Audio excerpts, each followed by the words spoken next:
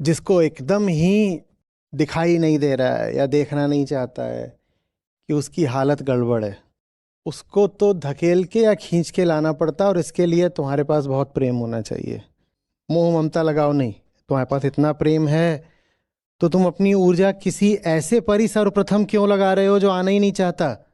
मैं यहाँ पड़ा हूँ, बहुत भूखा हूँ, और यहाँ पेड़ है जिस पर सेब लटक रहे हैं, और सचमुच तुम्हें मुझसे प्यार है, तो जो सबसे ऊपर और मुश्किल से पकड़ में आने वाला सेब होगा, तुम उसको तोड़ने के लिए चढ़ोगे, या जो नीचे ही लटक रहा है बिल्कुल लो हैंगिंग फ्रूट, उसको जल्दी से ले आओगे मेरे लिए।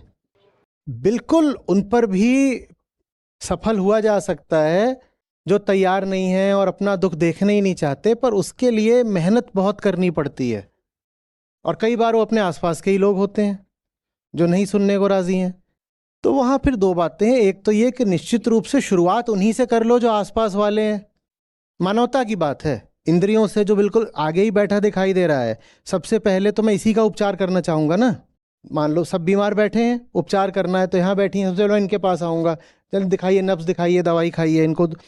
अब उल्टा ये मुझे ही पलट के मारने लग जाए, और मुझे दिख रहा है कि यहाँ पीछे जितने बैठे हैं वो सब बेचारे भी कुछ चाह रहे हैं दवा पानी, तो मैं यहीं पे उलझा रहा हूँ और इनसे पहलवानी करूँ कि जब तक तुम्हारे मुंह में गोलियां डाल नहीं दूंगा आगे नहीं बढ़ूंगा। और वो मुझे दनादन दनादन मुक्का दे रही हैं, वो राजी नहीं है, पीछे वाला कराह रहा है कि कुछ मुझे भी दे दो, वो तैयार बैठा है लेने को, पर मैं यहीं जूझा हुआ हूँ। तो ये क्या है, इसे प्रेम कहूँ या स्वार्थ कहूँ? निश्चित रूप से इनसे मेरा कोई स्वार्थ है कि मैं इन्हीं पे अटक गया करके आगे निकल जाऊँ ना। हाँ, शुरुआत इन्हीं से कर लो, बिल्कुल करनी चाहिए, क्योंकि निकटस्थ तो यही है, शरीर से निकट तो यही है। जो अपने ही घर में रहता है, अपना यार दोस्त है, शुरुआत उसी से करोगे, पर उस पर अटक मत जाओ ना। जब दिखाई दे कि विरोध दे रहा है, काफ़ी समय लगा रहा है काफ़ी, तो उनके पास जाओ जो लो हैंगिंग फ्रूट्स हैं, जो सुनने समझने को तैयार है, उनसे बात करो।